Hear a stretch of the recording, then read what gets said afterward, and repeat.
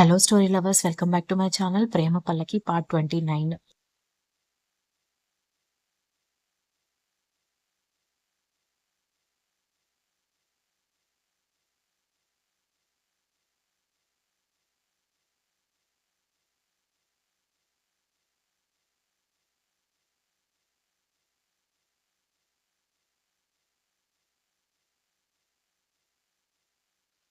అయ్యయ్యో! అంత పెద్ద డెసిషన్ తీసుకోవడం ఎందుకు సార్? నేను వెళ్లి తీసుకొస్తాను కదా అని తిట్టుకుంటూ డోర్ వరకు వెళ్లి వెనక్కి తిరిగి, సార్ చికెన్‌కి డబ్బులు అనగానే శివ తన పాకెట్‌లో ఉన్న 500 నోట్ తీసి మాయ మొహాన కొట్టి, ఉన్నదాంతో తృప్తి పడకుండా మనకి కాని దాని కోసం ఆశపడితే ఇలాగే ఒకరి ముందు చేతులు చాపాల్సొస్తుంది అన్నాడు.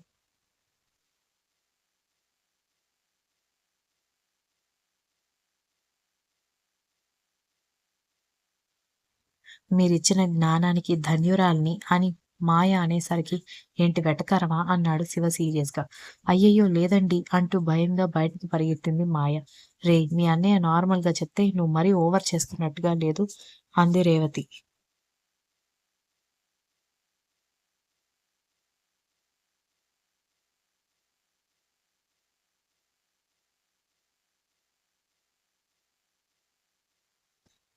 చిన్నబాబు గారు చేసింది ఓవర్ అంటే ఈరోజు ఆవిడ్ని పెద్దబ్బాయి గారు ఇచ్చిన కర్రతో బడత పూజ చేస్తూనే ఉన్నారు సత్యపాప.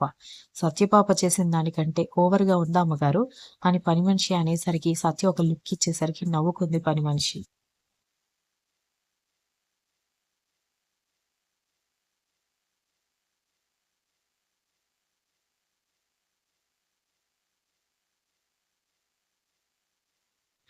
పాపం పాపం పండింది అనుకుంటూ తన భోజనం అయిపోవడంతో రేవతి చేతులు కడుక్కొని లేచి గదిలోకి వెళ్ళింది. కారు లేకుండా ఎప్పుడు అడుగు బయట పెట్టని మాయ మొదటిసారి నడుస్తూ ఆపసోపాలు పడుతుంది. పైగా సిటీ కావడం వల్ల రాత్రి 2, 3 గంటలకి కూడా రోడ్డు మీద తిరిగే వాళ్ళు ఉన్న లైట్స్ ఉన్న పగలు తిరిగే దాంతో పోలిస్తే 50% తక్కువగానే ఉంటారు జనాలు. జనాలు ఎక్కువగా లేక కొత్తగా చూస్తున్న మనిషి కావడంతో వీధి కుక్కలు వెంటపడుతుంటే వాటిని తప్పించుకొని మూస్తుంటే వాడిని బ్రతిమలాడుకొని చివరిగా మిగిలిన ప్యాక్ చేసిన చికెన్ కొనుక్కొని కుక్కలను తప్పించుకుంటూ ఇంటికొచ్చేసింది.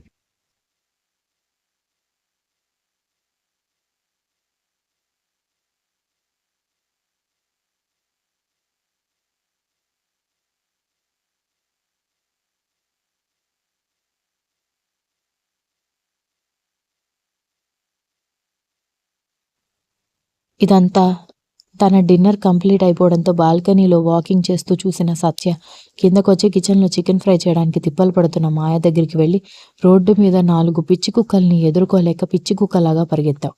అలాంటిది ఒక ఆడపిల్ల పరువు న్యూస్ ఛానెల్‌లో పెడితే అంతమంది మాట్లాడే సూటిపోటి మాటలు ఎలా తట్టుకుంటుంది అనుకున్నావు? ఇంటి దగ్గర కారెక్కితే మళ్ళీ ఇంటి దగ్గర కారు దిగినప్పుడు బ్రతుకు విలువ తెలీదు ఎవరికైనా. ఇప్పుడు పిచ్చి కుక్కలని తప్పించుకొని, పిచ్చి కుక్కల్లాంటి మనుషుల్ని తప్పించుకొని వస్తుంటే, ఆ క్షణం త్వరగా గేటొస్తే బావుండు, లోపలికి వెళ్తే బావుండు అనుకున్నావు కదా! అంది.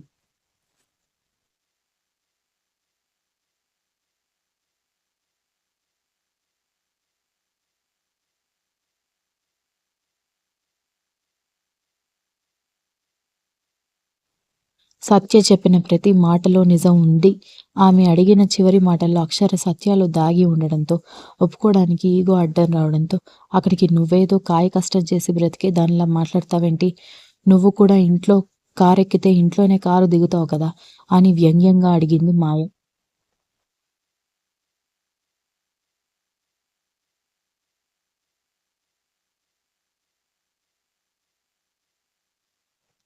ఉదయం అన్నయ్య ఇచ్చిన స్టిక్ రూమ్‌లో ఉండిపోయింది కాబట్టి బ్రతికిపోయావు గానీ, నీ మాటలు వింటుంటే ఆ స్టిక్ కూడా తక్కువగానే అనిపిస్తుంది. నువ్వు రోడ్డు మీద పిచ్చి కుక్కలాగా పరిగెత్తుకు రావడం నేను నా కళ్ళారా చూశాను. జరిగిన దాన్ని ఒప్పుకోవడానికి కూడా ఎంత ఈగో అడ్డొస్తుందే నీకు? ఒక్కరోజు చాకిరీ చేసి నా వల్ల కాదని క్షమాపణ చెప్తావని అనుకుంటే, నీకింకా బుద్ధి వచ్చినట్టుగా నాకనిపించట్లేదు. అన్నయ్య నీకెందుకు ఇలాంటి పనిష్మెంట్ ఇచ్చాడో కూడా నాకర్థమవుతోంది. ఒళ్ళు వంగితే గాని బుద్ధి రాదని నీకిలాంటి పనిష్మెంట్ ఇచ్చాడు. కానీ ఒక్క రోజులో చేంజ్ అయితే నువ్వు విలన్ ఎలా అవుతావు? రేపట్నుంచి చూపిస్తాను నీకు చుక్కలు అంటే ఏంటో అంది.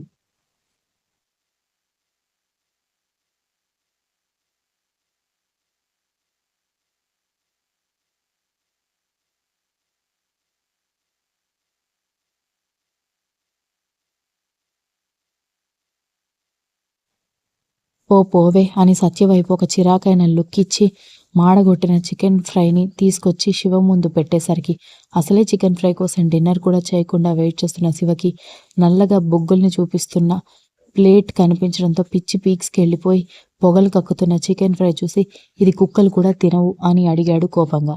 నిజానికి శివ క్యారెక్టర్ అది కాదు. కానీ దితి క్లిప్పింగ్ న్యూస్లో వేసిన దగ్గర నుంచి ఇంకా సత్య మాట్లాడుతున్నప్పుడు ఆమె ఎక్స్ప్రెషన్స్ కూడా శివ గమనించి ఉండడంతో అతనికి చాలా కోపం వచ్చింది.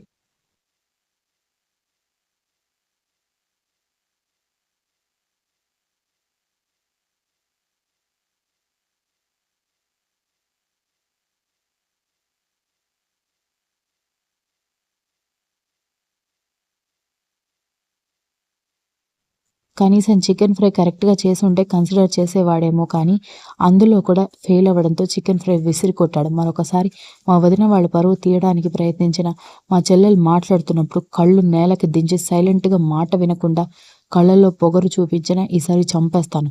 తిన్నింటి వాసాలు లెక్కబెట్టే నీ బాబుల్లాంటి వాడికి పుట్టి, వాడితో కలిసి దరిద్రపు పనులు చేసినందుకు ఈ మాత్రం పనిష్మెంట్ నువ్వు అనుభవించాల్సిందే అంటూ హ్యాండ్స్ వాష్ చేసుకుని రూమ్‌లోకి వెళ్ళిపోయాడు.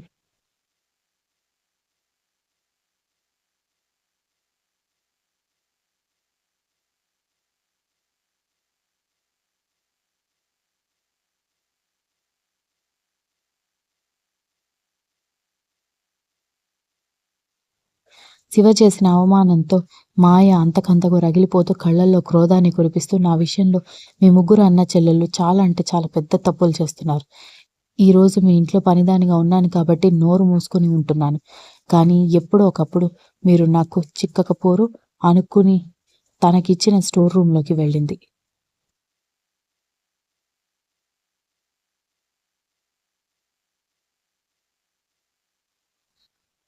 తన ఇంటికి తను వెళ్ళాలనుకుంటే శక్తి తను క్షమించి వాళ్ళ నాన్నని వదిలేస్తానని చెప్పే వరకు వాళ్ళ ఇంట్లోనే ఉండి ఏ పని చెప్తే ఆ పని చేయాలని కండిషన్ పెట్టడంతో చచ్చినట్టు తల్లికి రావట్లేదని ముందే చెప్పి తన రూమ్‌కి, స్టోర్ రూమ్‌కి 100% అస్సలు పోలిక లేకపోయినా ఆ దుమ్ముకి తుమ్ముకుంటూనే మూలన కూర్చుంది.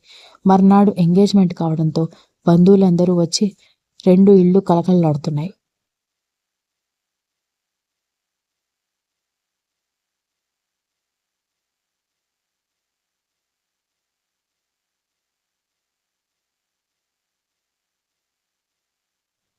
అసలు ఎప్పుడు కలవరనుకున్న అన్నా చెల్లెళ్ళు కలవడమే కాకుండా సంబంధం కూడా కలుపుకుంటూ ఉంటే కొంతమంది కళ్ళు ఆనందపడుతుంటే మరికొంతమంది కళ్ళు కుళ్ళుకుంటున్నాయి.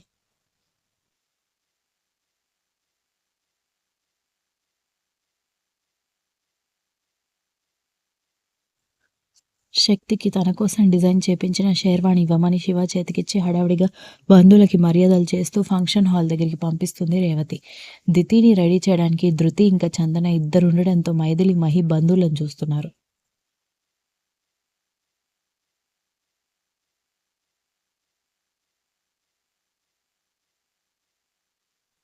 వీర్ కాల్ మాట్లాడుతూ వచ్చి ఫంక్షన్ హాల్ దగ్గర అన్ని ఏర్పాట్లు కంప్లీట్ అయిపోయాయి. మీ అన్నయ్య తరఫు వాళ్ళు అక్కడికి వెళ్ళిపోయారు. మనమే బ్యాలెన్స్ ఉంది. రెడీ అయితే వాళ్ళని ముందు వెళ్ళిపోమ్మని చెప్పు. బయట కార్లు రెడీగా ఉన్నాయి. ఇంకా అమ్మాయి రెడీ అయితే మనం బయలుదేరొచ్చు అన్నాడు.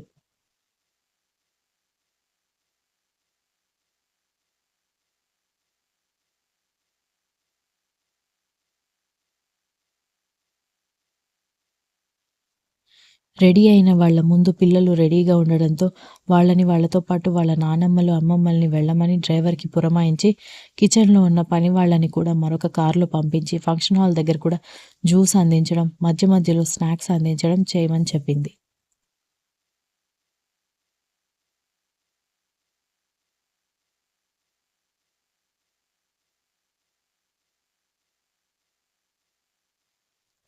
వాళ్ళు వెళ్ళిపోయిన తర్వాత కూతురు రెడీ అయిందో లేదో చూడ్డం కోసం కూతురు గదికి వెళ్ళింది. Continuous. If you like the story please like, share, comment and don't forget to subscribe.